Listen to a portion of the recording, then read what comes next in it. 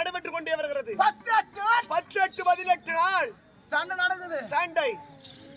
இன்று 18ஆம் நாள். 18வது நாள் சண்டை. எல்லாரும் அவங்க சபதம் முடிச்சிட்டாங்க.